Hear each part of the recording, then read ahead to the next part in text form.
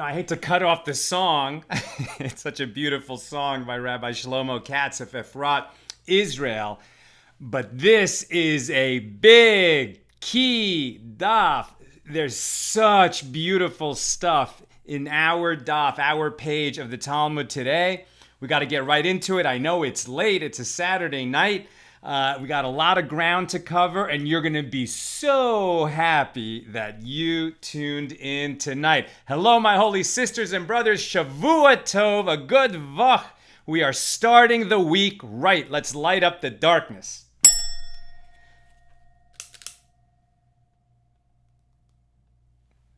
A new candle on Saturday night. Oh boy, is this going to be good. Who's in the house with us tonight? Let us see. Trisha Handler says Shavua Tov. Melissa Eitel Jurin, good evening from Great Neck, New York, burning the midnight oil. Sharon Frant Brooks, Shavua Tov from Lebanon, New Jersey. Sheila Ritter says hello from Nebraska. Christo Cheney says Shavua Tov from Lubbock, Texas. The only good thing about Shabbos ending is I get to hear Sal and Nina again. You're so sweet.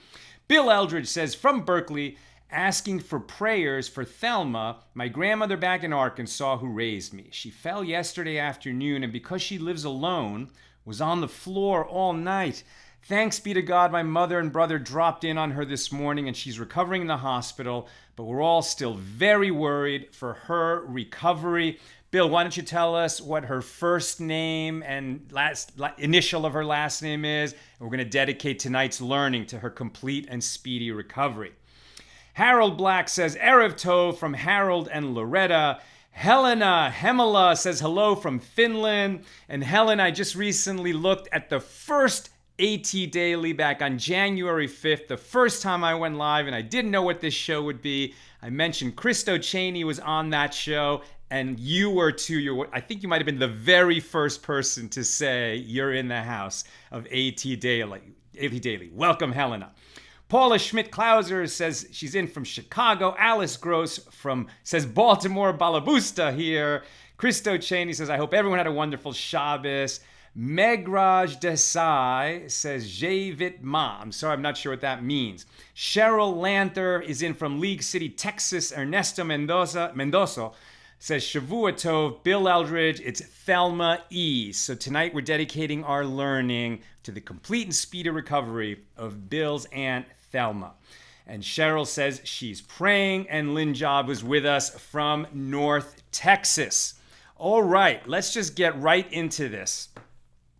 We are on page 127. That's Daf Kuf Chaf Zion in Tractate Shabbos, the second volume of the Talmud. Tonight we're opening our discussion of Chapter 18 and its first Mishnah. Chapter 18 is going to have a few different laws that aren't at first glance immediately, it's not obvious how they're related to each other.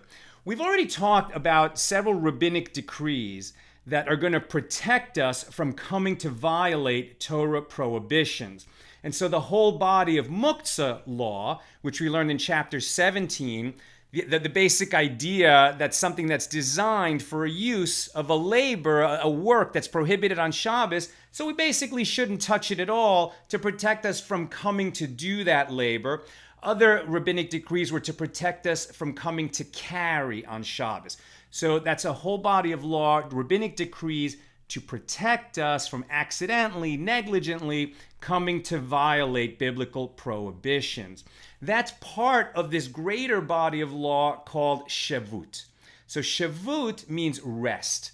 Rest, like rest on Shabbos. It's the same root, same word as Shabbos basically. It means rest. So another set of laws within Shevut, or I guess you could pronounce it Shavus, within that body of law, are rabbinic enactments that aren't meant so much to protect us from coming to violate biblical prohibitions, but rather to enhance and protect the sanctity of Shabbos. Right? When we've heard this term that something is just not very Shabbistic, right? It doesn't feel like Shabbos. So that's actually important, and that's the underlying philosophy of some of these laws.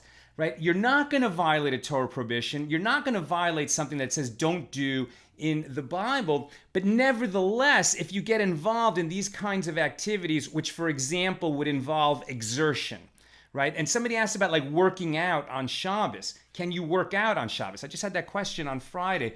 I wasn't really sure, but I said, I don't think it feels right? I don't think we want to, work up a sweat and like go jogging and go hard. And I still haven't researched that question. But here, so I'm not sure. I'm not a rabbi and I don't make rulings here. I just report on the law to you. But this idea of that the sages passed certain laws that we're going to just preserve that holiness, that sanctity, that special flavor of the day. And we're going to encounter some of that here in chapter 18. So let's just get right into it. The first Mishnah of chapter 18 starts by saying on Shabbos, we can move 4 or 5, and that's the way it says it, 4 or 5 baskets of straw or of produce due to guests or to prevent suspension of Torah study in the study hall, but not the whole store. And by store, we don't mean a store where you go to buy stuff, but rather like a storehouse. In other words, like if you have an area in your property where you're storing a bunch of stuff, like particularly this was an agricultural world. Most people were involved in agriculture in the Talmudic ancient world. And so, it's just very common for people to have an area on their property or even in their home set aside for storing grain or other kinds of food. Think of it like a big pantry, but in there it's not just, packaged goods on shelves, but it can be baskets or barrels of sacks of flour, sacks of grain, sacks of barley and oats, etc. So the question is, can we move a bunch of this stored produce in order to make room? Right now, the question becomes right away, why are we making room? Why do we need to move these heavy items from where they were on Shabbos? And right away here in the Mishnah, we're given 2 reasons. One is because we have guests, right? And hospitality to guests, as we're going to see a little later in tonight's lesson, with such a beautiful story. Do not go away. You don't want to miss this. But hospitality to guests is a major value in the Torah and in Judaism. Taking care of guests. Big time to take care of just people who come to your house for dinner. That's really big. But even bigger is somebody who would not have a place to be if you didn't host them by you. In other words, travelers, right? So hosting a traveler is a very, very big value. And as we'll see, we learn that from Abraham. Abraham was famous. Our father Abraham was famous for his hospitality, not just to friends, but even to strangers. So hospitality to guests is a big, big value. And so we would move these sacks of grain to make room for guests. Likewise, we would move the sacks of grain for Torah study, right? So if a big sage was coming and he was going to stay by you, and a lot of people, were going to come and listen to him, and so you needed to make room so that all of the audience could be there to hear what this great rabbi would have to teach, so then you could move these sacks of grain. But otherwise, you wouldn't move them, right? Otherwise, you can move stuff around your house. But when you think about a bunch of sacks of grain, why would we want to get involved with moving them on Shabbos if we didn't have this strong reason to do it? Okay, so let's get a little bit into some of the rules of that, and then we're going to move on to these 2 spectacular teachings. One that we read every day in the prayer book, and the second, a story that you've got to hear. Okay. So the Mishnah is also going to tell us that we may not move certain kinds of food and that we can move others. In other words, we can move food that's prepared for consumption, food that's edible by people, and food that's been tithed properly. Again, agricultural society, when they harvest their grain, they immediately become liable to make tithes. There's a small tithe of about 2% to the priests, to the Kohanim. When the temple is standing, the priests are in office, as it were. And then 10% of the grain goes to the Leviim, right? The Leviim, the Levites, who take care of everything that's going on in the temple and who did not receive land when the land was apportioned among the tribes of Israel. And then there's other tithes that we have to take. So if tithes have not been removed from the food, it's not ready for consumption. We don't touch it. We don't move it. If the tithes have been removed, we can move it and touch it. Other kinds of food which are not edible by humans or animals until they get processed in some way. So there's just no reason why you would want to move that stuff unless we get into this other situation of moving it so that we can make room for the guests or the Torah study. All right. Why does it say you may move 4 or 5 baskets? We've seen how very precise our sages are about amounts. Minimum amounts, maximum amounts, proper amounts. Why does the Mishnah now say one may move 4 or 5 baskets? And then it says, but not the whole store, not all of it. So 4 or 5, but not the store. That's what it says, not the store. It doesn't say the whole store. It says we move 4 or 5, but not the store, right? Meaning, referring to this whole stuff. So Rav Chisda said that this teaches that we may move 4 of 5. In other words, we can move almost all of it in order to make room for the guests or the people who are going to come and listen to the Torah lecture for the purpose of some other mitzvah, but not all of it, right? So we understand that we're going to make room, but what we don't want to get involved in is a project of cleaning out this whole storage area in the house, right? That's the real distinction. We'll move most of it to make room so people can sit, but we're not going to get involved on Shabbos in a project of rearranging our house, moving everything out of one area. And then we would want to make a clean sweep of the floor since it was storage area before, and maybe even little, rodents burrowed in and got into the grain. We don't want to get involved in that project. They're actually protecting us from the biblical prohibition because we might come to level the floor, which is something not permitted to do on Shabbos. So Rav Chisda says it teaches that we can move, most of it, but not all of it. And since we already learned that from the fact that it's 4 out of 5, right? 4 or 5 meaning not the whole thing. So then what does it mean when it says we may not move the store, but not the store? So he says that this is in accordance with Rabbi Yehuda and his understanding of muktzah. Right, so we've just gone through this whole chapter on muktzah, and I'm sorry I didn't clarify properly the difference between Rabbi Yehuda and Rabbi Shimon on the concept of muktzah. Right, so muktzah means that something that doesn't really have a use on Shabbos, we're going to avoid touching it altogether. That's the broad definition. So Rabbi Yehuda's understanding of muktzah is that unless something is prepared for use on Shabbos, that we thought about using it on Shabbos, its default position is muktzah. And in order for something not to be muktzah, and this excludes things like vessels and utensils, which are always prepared for Shabbos use. Some things are assumed to be prepared. But where it's not clear whether something was prepared or not, we assume that it is not prepared for use. It is set aside. And the default position of Rabbi Yehuda is that it is muktzah, right? It is off limits. Rabbi Shimon's understanding of muktzah is that unless you consciously think that you're not going to use it on Shabbos, that you've set it aside from use on Shabbos, the default position is that it is available and prepared for use on Shabbos. So here, Rav Chisda says that in terms of this area in the house or on the property where a bunch of grain, sacks, baskets, etc., were stored, according to Rav Chisda, so we don't move all of this because it's muktzah. Therefore, if we've never taken food from that storage area before, we're going to assume that it was not prepared for use. It's muktzah, and we're not going to move 4 or 5 baskets. If we've never taken from it before, sorry, we're going to have to put the guests or the sages somewhere else. Shmuel disagrees with Rav Chisda, and he says that the 4 or 5 is simply the language of men, and that we learn from, but not the store, that we don't take all of it, and we don't get into the cleaning project, and we don't sweep all of it out, and we don't come to sweep the floor.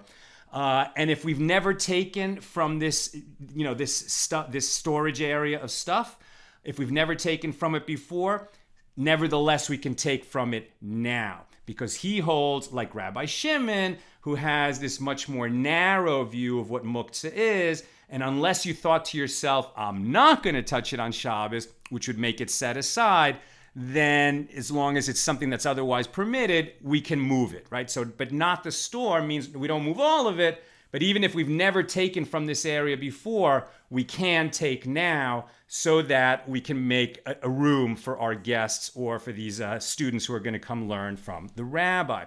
And the halacha, the law, is like Shmuel and Rabbi Shimon's narrow understanding, narrow application of muktzah. And that, when you think about what we learned in chapter 17, that generally speaking, we can move an object for its use or for its place. Even if it's an object normally designed for non-Shabbos use. So obviously we weren't thinking about using it on Shabbos, but then we can move it to use it for permitted use or for its place. So we're holding, like Rabbi Shimon, that we can move those things. Okay, and to prove that that's how we got to our understanding that would be the law, two incidents are brought down very similar to each other, where Rebbe on one incident and Rab Chia in another incident were traveling, were going to give a lecture in a new town, in a place where they were staying. There wasn't enough room for all the disciples and all the visitors who were going to come and listen to the lecture. So Rebbe went out into a field and he moved all these bundles of grain which were standing there to make room so that people could sit and would have a place to listen to the lecture. Rabbi Chia did the same thing. The question is asked, so can one person move all the materials, all the baskets, all the bundles that are necessary so that everyone can sit?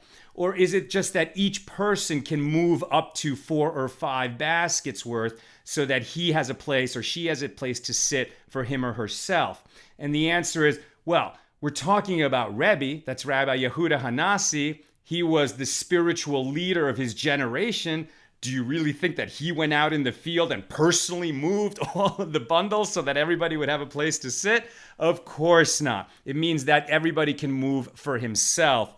So the law is the lenient view of Rabbi Shimon in terms of something is not muktzah unless we had, unless there was a reason to think that we weren't going to use it on Shabbos. It's a good assumption. And that kind of assumption is when something, is set aside because of fear of financial loss, like the spice merchant's hammer that we talked about a few days ago. He would have thought that's set aside. I'm not going to use that on Shabbos. And so that, why, per Rabbi Shimon's view, that's why that item is muktzah and we don't touch it.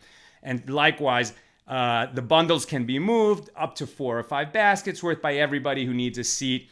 But one person can't move all kinds of stuff because of Shevut, right? We don't want people to get involved in these big exertions that will really cut into the spirit and the sanctity and the holiness and the beauty of Shabbos if you're suddenly getting involved in this big labor of moving a bunch of stuff, and how much worse to clear out a whole room and then come to sweep it out. Now you're in a home reorganization project. You definitely don't want to be doing that on Shabbos.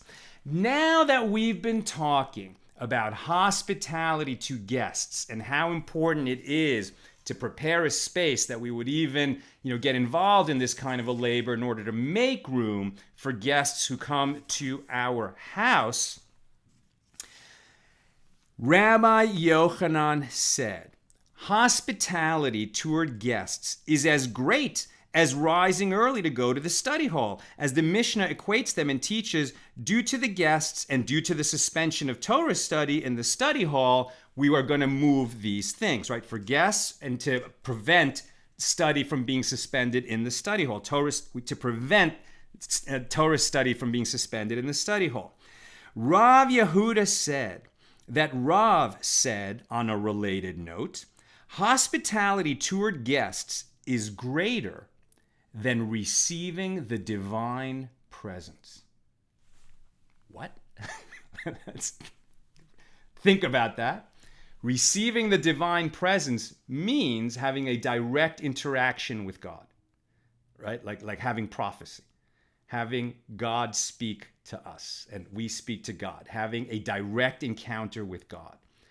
How could Rav say that receiving guests, hospitality to guests, is greater than receiving the divine presence? And his proof: when Abraham invited his guests, as it is written. So this is the incident when Abraham was sitting in the entrance of his tent in the heat of the day, shortly after circumcising himself, the first man to be circumcised in the history of the world, when God told him to do that. He was 99 years old. And now he's sort of recovering from that procedure. A few days have gone by.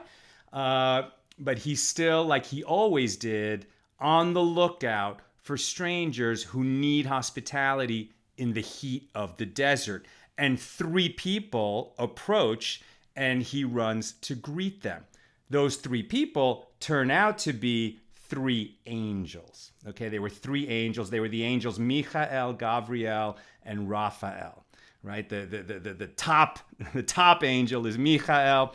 Gabriel is the angel of strength who is sent to do things like destroy Sodom and Gomorrah.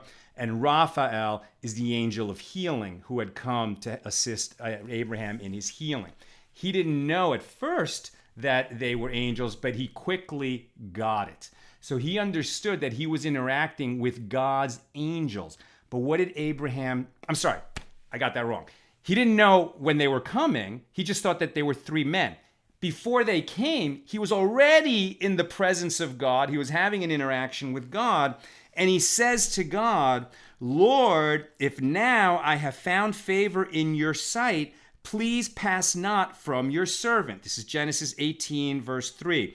Abraham requested that God, the divine presence, wait for him while he tended to his guests who were coming in out of the desert and were surely in need of water and care, water and shade and food, right? His guests would need water, shade, and food. And so he says to God, excuse me a moment, let me take care of these people. At this point, he doesn't know that they're angels until he gets into conversation with them. Rabbi Eliezer said, come and see that the attribute of the Holy One, blessed be He, is not like that of flesh and blood. The attribute of flesh and blood, people, is such that a less significant person would never say to a more significant person, wait until I come to you, while with regard to the Holy One, blessed be He, it is written, and he said, and Abraham said, if now I have favor in your sight, please pass not from your servant. If a king, an earthly king, came to visit you at your house, you wouldn't say to him, wait, hold on a second. Let me just see that, there's a stranger outside who I think needs a glass of water. You just wouldn't do that. But God wants us to take care of each other. And Abraham knew that God would be happy with him for taking care of these strangers who needed to come in out of the fierce heat of the desert. So from Abraham, we learn how important it is to offer hospitality to strangers and to guests, to hospitality to our guests. Now, Rav Yehuda Bar Shaila said that Rav Asi said that Rabbi Yochanan said there are 6 matters, sometimes translated as precepts, deeds. There are 6 matters a person enjoys the fruit of it in this world, and nevertheless the principle remains for him in the world to come. And they are hospitality toward guests, visiting the sick, it says consideration, but I would rather say concentration during prayer, rising early to go to the study hall in the morning and the evening, one who raises his children to engage in Torah study, and one who judges another favorably. That last one who judges another favorably, we're going to get to in a few minutes, an amazing story about judging others favorably, or as Nina likes to say, don't ascribe bad intentions to other people. You don't know what's going on between their ears. We'll come back to that one in a second. But first, to clarify, what are the deeds of which we enjoy the fruit in this world and the principle remains for us in the world to come? The Gemara asks, is that so? And did we not learn in a Mishnah, these are the matters that a person does them and enjoys the fruit in this world, and nevertheless the principle exists for him in the world to come? And they are honoring one's father and mother, and acts of loving kindness, and bringing peace between one person and another, and Torah study is equal to all of them. So it seems like we have two different definitions of what are the deeds that we enjoy their fruit in this world, and the principle remains for us when we get to the world to come. Two different little lists. They're obviously related. Deeds of loving kindness will surely include hospitality to strangers, visiting the sick, etc. And so at some point, and I'm not sure exactly where in history, our sages combined these two lists and added a little bit more to them. And I want to read to you what we read in the prayer book, in the Jewish standard prayer book that all Jews read. If they pray every morning, they read this every morning. We say a blessing, basically thanking God for giving us the Torah. And we say this blessing before we engage in Torah study, because we're commanded to engage in Torah study. And then we recite, because we've just blessed the Torah, blessed God for giving us the Torah, and blessed him for commanding us to read the Torah. So then we read a passage from the Torah, a passage from the Mishnah, and then a passage based on the Talmud, which is based on what we just read here in page 127 of Tractate Shabbos. The little passage from the Torah is the blessing that the priests make over the people. This is how Aaron and his sons throughout time bless the Jewish people. May the Lord bless you and keep you. May the Lord countenance you and be gracious to you. May the Lord favor you and grant you peace. Then we recite something from the Mishnah.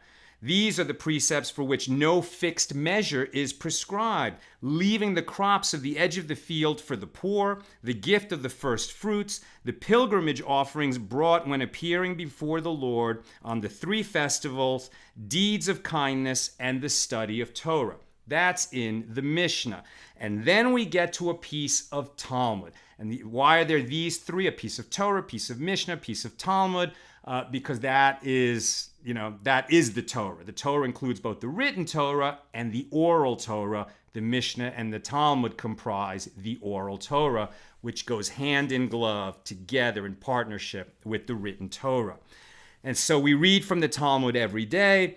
These are the precepts, the fruits of which a person enjoys in this world, while the principle remains for them in the world to come. Honoring one's father and mother, performing deeds of loving kindness, early attendance at the house of study, morning and evening, hospitality to strangers, visiting the sick, dowering the bride, enabling young people to get married, escorting the dead, and that's actually known as the true chesed, the true act of loving kindness, because when you escort the dead to their final resting place, that is a favor that you do for someone that can never be returned. It's one of the highest mitzvahs of all. Concentration in prayer, bringing peace between a person and his fellow, and between husband and wife, and the study of Torah is equivalent to them all. These deeds that a person can do, these mitzvahs, these commandments, right? We're commanded to do these things. And all commandments are equal in the sense that we don't really know what the rewards are for them. And we don't say one commandment is more important than another. But we single these out not as being more important, but these are the ones that you can count on that will not only yield a reward in the world to come, like all mitzvahs, but also we can enjoy their fruit in this world. When we do these 10 things, we improve our world immediately, right? And we improve relationships with the people around us. We improve the standing of the community. We add love and peace and care to the world. These are those mitzvahs, and it's based on this passage that we had in today's DAF here on page 127 of Tractate Shabbos.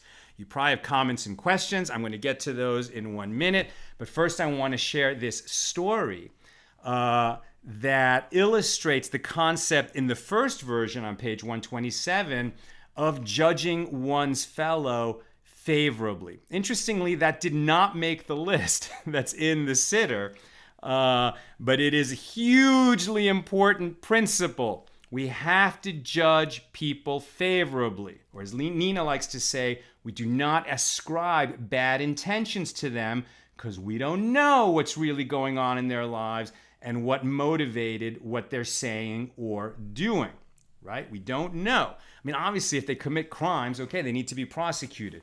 But a lot of times people just behave in ways that irritate or annoy us, and we start to make assumptions about them and where they're coming from and why they're really doing it, and we judge them. And if we would refrain from judging people, the world would be a much better place. And here's a story to illustrate why we should not judge people favorably. The sages taught in a Baraisa, one who judges another favorably is himself judged favorably. There's a good incentive, right? If we judge others favorably, we will be judged favorably. And there was an incident involving a certain person who descended from the Upper Galilee and was hired to work for a certain homeowner in the south for 3 years. They're not identified by name here in the Gemara. Excuse me. But we have a tradition. It's in the footnote of both. It's in the footnote in the Art Scroll, and it was in the note in the Koran Talmud as well. Who are these two people that we're talking about? The homeowner is Rabbi Eliezer ben Hyrkanos, the great Rabbi Eliezer ben Hyrkanos, who was wealthy, but was also such a gifted sage that at one point in a story we'll encounter later, a voice from heaven actually came down and said to the other sages, Rabbi Eliezer is right. The halacha is according to Rabbi Eliezer. Okay, so Rabbi Eliezer is that holy, that learned, that wise. The employee who came down to work for Rabbi Eliezer in the south for 3 years is Akiva, who would become Rabbi Akiva. But as we know, Rabbi Akiva was illiterate until he was 40 years old, when he didn't start learning until he was 40 years old. Prior to that, he was a worker with his hands, a laborer. And so here he was acting as a laborer, hired himself out to do this work for 3 years for Eliezer ben Hyrkanos, and now the 3 years are up, and he wants to go home to his family. He's got a wife and son, and unfortunately this wife is going to die. But because she dies, he ends up being a single dad and remarries, and it would be his second wife, Rachel, who will really propel Akiva to start learning and eventually to greatness. But this is all while he's young, before any of that has happened. Now he's just Akiva, the laborer. Okay. On the eve of the Day of Atonement, on the eve of Yom Kippur, he said to the homeowner, give me my wages, and I will go and feed my wife and children. The homeowner said to him, I have no money. The worker said to him, in that case, give me my wages in the form of produce. The homeowner said, I have none. The worker said to him, give me my wages in the form of land. The homeowner said to him, I have none. The worker said to him, give me my wages in the form of animals. The homeowner said, I have none. The worker said to him, give me cushions and blankets. The homeowner said, I have none. Now, this is a very rich man. The worker's been working for 3 years. He says, pay me, I got to go now. And the guy says, I have nothing. I have none. I can't pay you. The worker slung his tools over his shoulder behind him and went home in anguish. after the festival of Sukkot. So this was right before Yom Kippur, right? Yom Kippur is the 10th of Tishrei, coming up later this fall. Sukkot begins 5 days after Yom Kippur and lasts for 8 days. The festival lasts for 8 days. So basically about 2 weeks later, the homeowner took the workers' wages in his hand, along with a burden that required 3 donkeys, one laden with food, one laden with drink, and one laden with types of delicacies, and went to the workers' home. Okay, so the homeowner knew that he owed this guy, and he not only brought the 3 years' worth of wages, he also brought 3 donkeys' worth laden with gifts for this man who he wasn't able to pay on time and, who didn't freak out, and he simply went home in anguish. Okay, after they ate and drank, the homeowner gave him his wages. The homeowner said to him, "When you said to me, 'Give me my wages,' and I said, 'I have no money,' of what did you suspect me?" In other words, why did you not suspect me of trying to avoid paying you? And the worker answered, remember this is the young Akiva, the worker answered, "I said perhaps the opportunity to purchase merchandise inexpensively came your way, and so you purchased it with the money that you had available so that you could make a business deal, and therefore you had no cash on hand." The homeowner asked, "And when you said to me, 'Give me animals,' and I said, 'I have no animals,' what did you think then?" And the worker said, "Well, I said perhaps the animals are hired out to other people."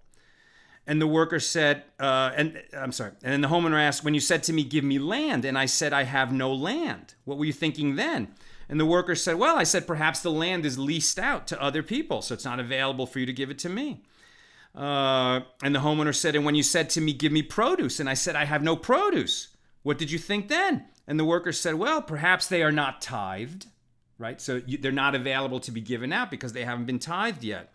And that was why you couldn't give them to me. And the homeowner asked, "And when I said I don't even have cushions or blankets, what did you think then? What did you suspect was going on with me?"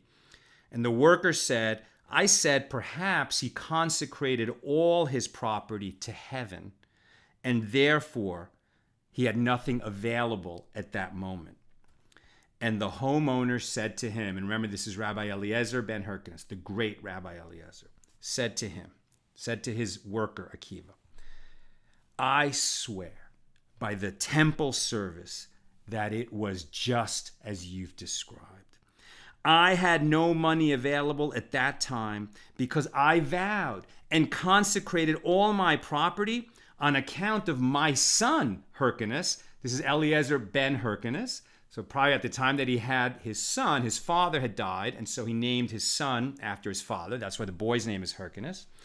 And he said, "And I vowed to give away all my property to heaven," in other words, to donate it all to the temple, "because I didn't want my son to benefit from it, because he just refused to learn Torah." Right? To Eliezer, it's such a value that his children would be people, they don't necessarily have to be Torah scholars, but they have to learn Torah so that they can be educated Jews. And since his son was refusing to do that, he said, "Well, you're not going to inherit from me. Make your own way in the world." And then the homeowner sought to avoid leaving his inheritance to his son. But then he went to his fellow residents in the south, meaning the other sages, the sages of that generation, and they dissolved my vow. In other words, he said that as a threat to his son to try to motivate him to start learning. He didn't really mean it. He realized that he had uttered the words, and so he couldn't give any of his property to anyone because it had been consecrated to the temple until he got that vow annulled. And even though he's a great sage, he couldn't annul his own vow. He had to go appear before other sages and have them annul it for him. How does a sage annul one of our vows? They basically ask us, if you had known what this vow would entail, would you have made the vow? And you'd be like, no, never. It says, okay, so then you made a mistake when you made that vow, and then we can annul the vow. We'll learn that when we get into the laws of vows later in our journey. But while Akiva, the worker, stood before Eliezer right before Yom Kippur, the property had been consecrated, and Eliezer just couldn't give any of it away. And so at that point, I had immediately gone. So once they dissolved my vows, at that point, I immediately grabbed your wages as well as these 3 donkeys worth of gifts, food, drink, and delicacies, and brought them to you to reward you for judging me favorably. I certainly owed you the wages, but I brought you much, much more than the wages because I want you to know how much it meant to me that you didn't judge me as some kind of a crook who was trying to stiff you. And you, just as you judged me favorably, so may God judge you favorably. Right? And that is a firm teaching. And we don't have time, but I highly recommend you look at page 127 of Tractate Shabbos because there's 2 more stories that are similar. Sages who get into situations where you might think that they did something wrong, but their students didn't. Their students trust their teacher, and they said, well, if he's behaving in a way that looks really suspicious, let's withhold judgment until we know exactly what the facts are. And of course, the facts proved that they had behaved very honorably. It was just circumstances that made the behavior look suspicious. And those sages also said to their students, just as you have judged me favorably, so may God judge you favorably. And I'm saying to you, my holy brothers and sisters, it's a teaching. This is ancient and eternal wisdom. When we judge others favorably, we come to be judged favorably. By God in heaven, we're judged favorably, and by society. Judge others favorably, that ye may be judged favorably. Okay, that's what I've got for us this evening. Are you not happy you were with us? Aren't these amazing teachings? This is really a key DAF. Let me see if we've got some comments and questions. Bill, I'm sorry that I called Thelma your aunt. It's your grandmother. But tonight we have dedicated this teaching to Thelma, your grandmother, and may she have a complete and speedy recovery. Justin Crane is in the house. He said, what's up, Sal? Shavua Tov. Lynn says, I think a hard workout that gets a sweat going really is in the spirit of a common laborious work and of no purpose except therapy and fitness. So it's even more problematic. I just don't think you can do a hard workout on Shabbos. It's, I have to double check that, but I think it comes under this idea of Shevut, which means rest, right? To preserve the sanctity of the day, we don't want to get into laborious projects, as we've talked about. Christo Cheney, as always, a very informative lesson on the Talmud Bavli from a knowledgeable teacher of the text. I appreciate your time and knowledge, Mr. Sal. That's so kind of you, Christo. Okay, is that it? Looks like there's no others. Okay, so this is an amazing one. Our takeaway is clear. In addition to this decree that our sages want us to think about how we protect the sanctity of Shabbos, not only by avoiding overtly prohibited labors, but not even getting into projects that are going to require a bunch of exertion. Like, we don't like reorganize our rooms and do a spring clean out on Shabbos. We don't do that kind of thing on Shabbos. So in addition to that, we had this list of deeds and precepts for which we enjoy the fruit in this world, and the principle remains for us in the world to come. Really worth reviewing those. You'll find them in the front of any Jewish prayer book, and they're based on these 2 lists given here on page 127 of the Talmud of Tractate Shabbos, and the story, amazing story between Eliezer and the young Akiva before he was a rabbi, where we learn in beautiful detail, let us not judge others until the facts are in, because when we judge others favorably, we will be judged favorably. Have a great week, my friends, and look forward, God willing, to see you tomorrow.